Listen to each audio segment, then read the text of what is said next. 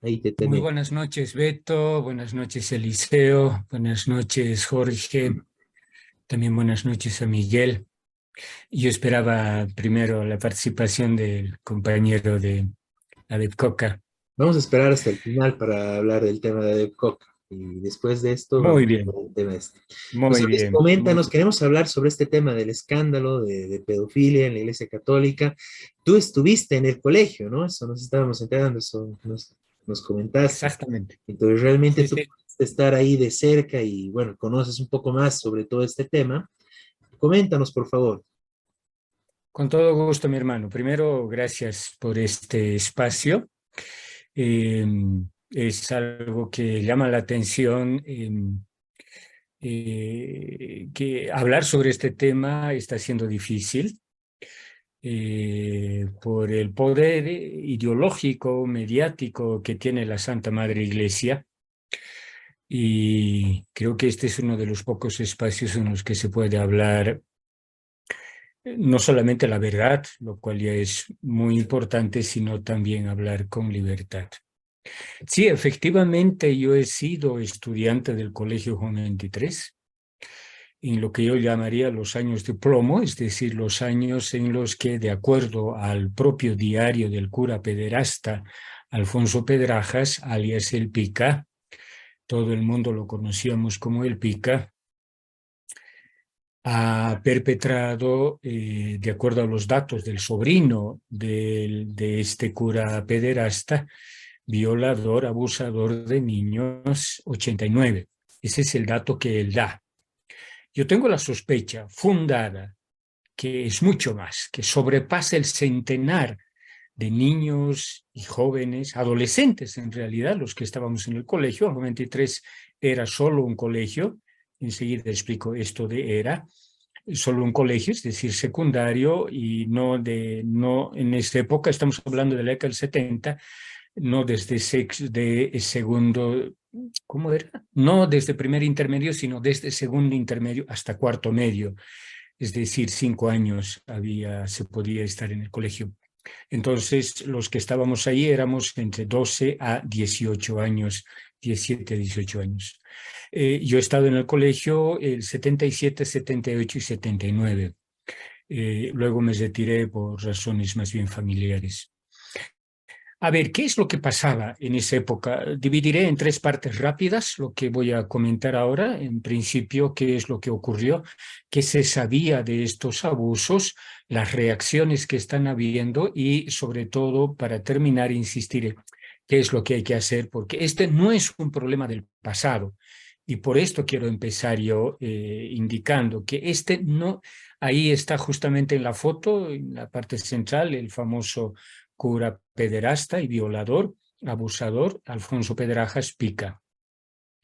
Entonces, lo primero que quiero decir es que este no es un problema del pasado, no es algo que haya terminado ni siquiera con la muerte de este cura pederasta, que es Alfonso Pedrajas. Él falleció el 2009 con cáncer. Ya se imaginarán el tipo de cáncer que tuvo este tipo, que para mí es un criminal, porque lo que hizo abusando a los niños y jóvenes es matarlos en vida. El drama de quien sufre una violación, el drama de quien sufre incluso solo acoso, es un drama que uno carga toda la vida. Y eso es matar en vida. Y por eso digo que los abusadores y los violadores sexuales son también criminales, es decir, delincuentes. ¿Qué es lo que se sabía en esa época, en esos años? Yo voy a publicar próximamente un artículo en página 7 y lo digo ahí que era un secreto a voces. Se sabía, había rumores, pero estos rumores y eventualmente alguno de los jóvenes o muchachos adolescentes que se animaba a denunciar era severa, violentamente reprimido, castigado y además expulsado del colegio, expulsado del colegio. Entonces, el aparato represivo era realmente violento el que había en el colegio.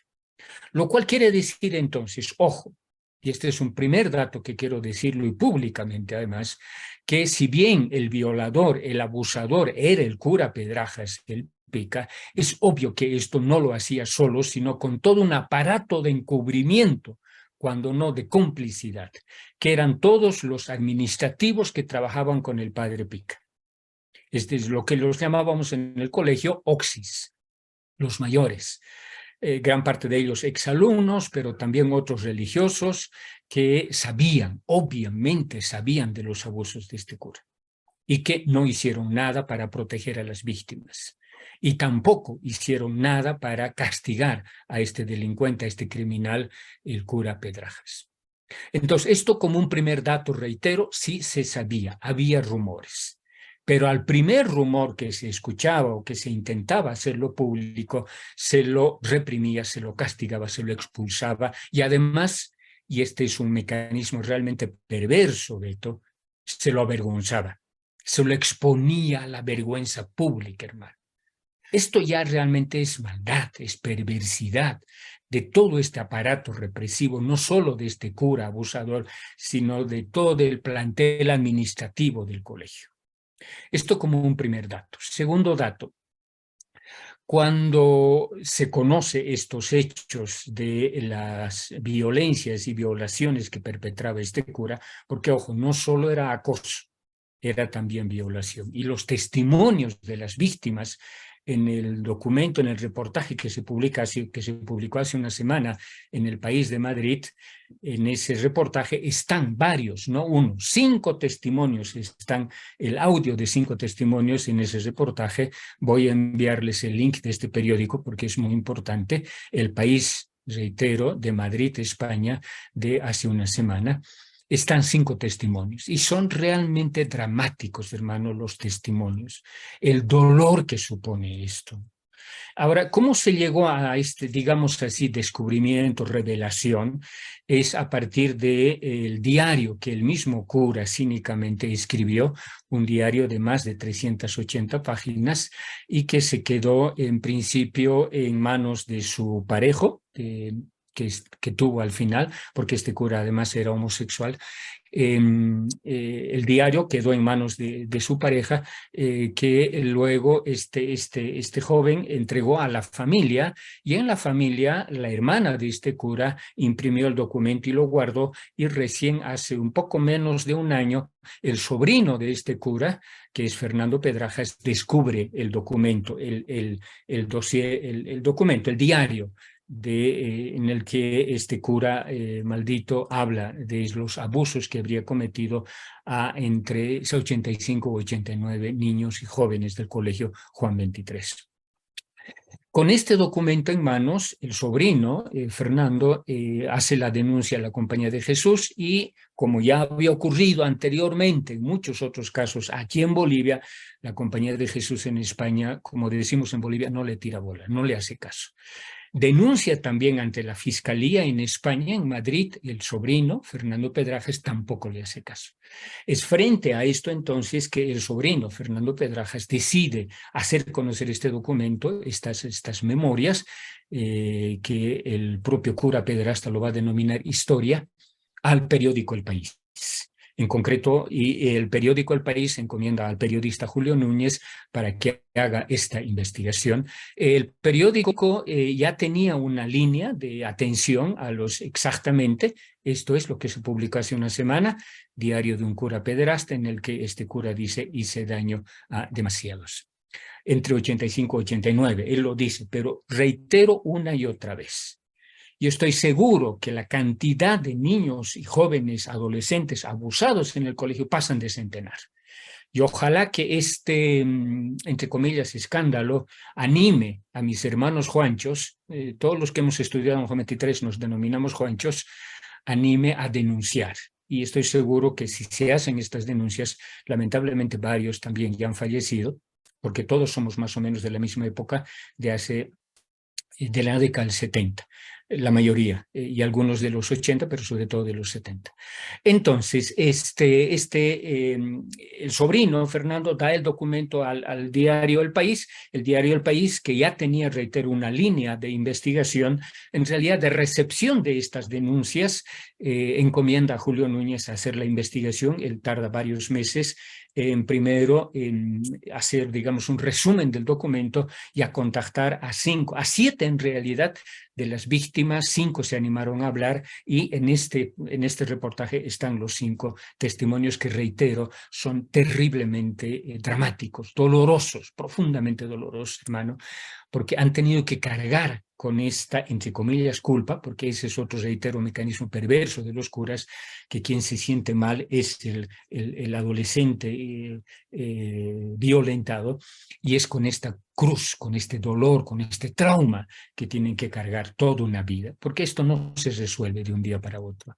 Bien, a partir de esto, de esta publicación, es que recién la Compañía de Jesús, la Conferencia Episcopal en Bolivia reaccionan e incluso cínicamente hacen una denuncia. Tercer punto importante, y termino con 1/4, es que tanto lo que se dice en este reportaje como varios testimonios que estos días estamos conociendo, la Compañía de Jesús, los amigos de este cura, los administrativos del Colegio Juan XXIII, las propias víctimas que de una u otra manera se animaban a decir algo, había un montón de gente, no uno, no dos, un montón de gente que sí sabía de esto, sabía de los abusos, y sobre todo los superiores de los jesuitas. Entre los más connotados e encubridores de este cura pederasta está el famoso superior Marcos de Colons. Lo nombro a este porque vive, hay otros que ya han muerto, pero Marcos de Colons vive y debe ser no solamente detenido, sino además encarcelado. A pesar de que ya está viejo, anciano, tiene que ser encarcelado porque es un maldito encubridor, Marcos de Colons, sacerdote jesuita. Otro conocido superior jefe de los jesuitas, que conocía también desde los años 70 de estos abusos, es Ramón Alex. Alaix se escribe, Ramón Alex. También vive todavía este tipo, a quien también hay que encarcelarlo porque él sí sabía. Y lo dice el pica, este cura pederasta, en el diario, que varias veces comentó de sus abusos sexuales, tanto con Marcos de Colons como también con Ramón Alex. Y ninguno hizo nada. Y ninguno hizo nada. Y tampoco hicieron nada todos los demás a los que iba comentando, avisando de estos abusos el propio cura pederasta Alfonso Pedrajas alias el Pica. Y este es un tema muy grave porque, reitero, si hay algo que caracteriza este tipo de abusos es el poder de quienes ejercen estos, perpetran, cometen estos crímenes sexuales, sino lo más grave, reitero, es la impunidad de la que gozan estos tipos. Lamentablemente es un fenómeno que ocurre aquí en Bolivia y también en el mundo entero, incluido en el propio Vaticano, en la curia romana. Los cardenales, los obispos, hay un montón que son violadores, acosadores, abusadores sexuales. Y gozan siempre, siempre, reitero, de impunidad. Por lo menos eso es lo que hay que tratar de evitar ahora, que siga ocurriendo impunidad con estos curas abusadores y también con quienes encubren estos hechos de violencia sexual. Cuarto punto, y mirando a Miguel me estoy acordando que hay un punto más que voy a añadir muy rápido al final. Cuarto punto, ¿qué hacemos frente a esta realidad? Primero, reitero una y otra vez, esto no es algo del pasado, sigue ocurriendo en todos los ámbitos educativos y sobre todo en los internados, que los curas jesuitas siguen teniendo hasta ahora internados, básicamente de jovencitos, de niños, de adolescentes, y ahí hay que hacer una intervención urgente. Urgente quiere decir hoy día, máximo mañana. ¿Qué quiere decir esto? Hay que apartar a todos los curas de todo contacto con los niños. Voy a leerles, es brevísimo, son unas cuantas líneas, una cita de una carta larga que acaba de escribirme hoy día una gran psicóloga boliviana que ahora vive en Roma, en Italia. Ella es Gloria Ondarza Linares. Fíjense lo que dice esta gran psicóloga. Dice: un pederasta o pedofílico tiene una estructura perversa. Y todas las perversiones, ojo, las perversiones son resistentes a la psicoterapia y a la rehabilitación. O sea, no hay manera de curar, entre comillas, a estos pederastas y violadores. Por lo tanto, dice Gloria Ondarza, es necesario mantenerlos, a estos abusadores y violadores, fuera del objeto de su goce. Vale decir, continúa Gloria Ondarza, por siempre encerrados en centros penitenciarios, léase cárceles. Esto es lo que hay que hacer de inmediato. Apartar a los curas, reitero, dada la imposibilidad de curarlos, sanarlos, lo que fuere, la medida inmediata es que hay que apartar de todo contacto con niños y adolescentes a todos los curas que están en centros educativos, internados, centros de formación, seminarios de futuros curas, todo ámbito que suponga abuso o violación. Esta es una primera medida que hay que hacer. Segundo, y eso también lo estoy proponiendo en el artículo que se va a publicar en página 7. Es altamente probable que, dada segunda medida, quiero decir, que aun cuando pueda haber juicios, que dudo, pero aun cuando pueda haber juicios, lo más probable, estoy seguro, que en Bolivia se los va a exonerar porque gran parte de estos tipos encubridores son viejitos, son ancianos, encima de 80 años. El propio Recolons y el Ramón Alex están por encima de los 80 años. Entonces, no va a tener, creo, mucho efecto, digamos, un probable juicio, etc. ¿Qué es lo que hay que hacer? Hay un hecho central, y es que los jesuitas, no solo al interior de la Iglesia Católica, sino en el mundo entero, constituyen un poder económico y político claro, un poder dominante, un poder represivo, un poder violento y violador. Por tanto, ¿qué hay que hacer? Como en 1776, expulsarlos. ¿Qué quiere decir eso? Que hay que expropiar sus bienes. Y con esta expropiación, monetizar esta expropiación, y con lo que, digamos, se obtenga de esa expropiación y expulsión, resarcir a las víctimas. Ustedes deben conocer que la Iglesia, tanto norteamericana, estadounidense y canadiense, ha gastado miles de millones de dólares resarciendo a las también cientos y miles de víctimas en Estados Unidos. ¿De dónde sacamos ese dinero? Reitero, expropiando el conjunto de los bienes que además lo han obtenido de manera explotadora, capitalista, injusta. Y termino mi intervención indicando que este no es un hecho aislado. Es decir, el que un cura sea abusador, sea violador, no es un hecho aislado, insisto, forma parte de la estructura de poder básica de la Iglesia. Una estructura de poder que se constituye ya en la época colonial. No solamente con el famoso derecho a la pernada, del cual gozaban, entre comillas, los curas, sobre nuestras hermanas indígenas y campesinas, sino y sobre todo, ojo, con la llamada extirpación de idolatrías. Si bien el sistema capitalista es el que se inaugura en este contexto para la explotación de la fuerza de trabajo indígena a través de la MITE, etc., lo más importante es que esta dominación, y esto lo sabe muy bien Miguel, el capitalismo no solo opera en términos estrictamente económicos, sino y sobre todo de represión ideológica. Y la Iglesia Católica, y lo digo como católico, yo soy católico, lo digo como católico, la Iglesia Católica ha tenido un aparato represivo ideológico inherentemente y profundamente relacionado con la colonización, con la explotación de la mano de obra indígena y por tanto con la explotación de nuestros recursos, explotación y robo de nuestros recursos naturales. Es en función de este poder económico y luego militar que se va a constituir el poder ideológico de la Iglesia, no solamente con la Inquisición, la caza de brujas, la violencia contra las mujeres, sino también con la extirpación de idolatrías, es decir, con la colonización del espíritu y de la subjetividad de los indígenas que dura hasta ahora, hasta hoy día. Esta es una labor que no ha terminado, continúa hasta ahora. Entonces, desde la perspectiva de los trabajadores, de los pueblos indígenas, ¿qué actitud debemos tomar frente a estos abusos? Por supuesto que importa la condena moral, pero no es suficiente. Qué malos, qué perversos son estos curas, sí, lo son, pero ese no es el principal problema, sino que hay una estructura de poder que hay que destruir. Hay que derruir esa estructura de poder.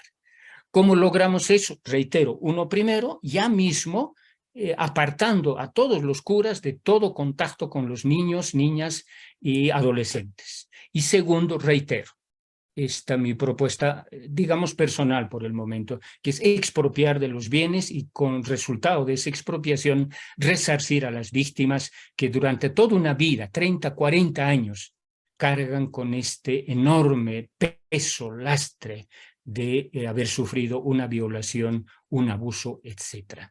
Esto es lo que yo creo que hay que hacer en este momento frente a esto que aparece más como un pecado, una culpa, lo es, pero no solamente es eso, sino es un ejercicio de poder y cada vez más impune.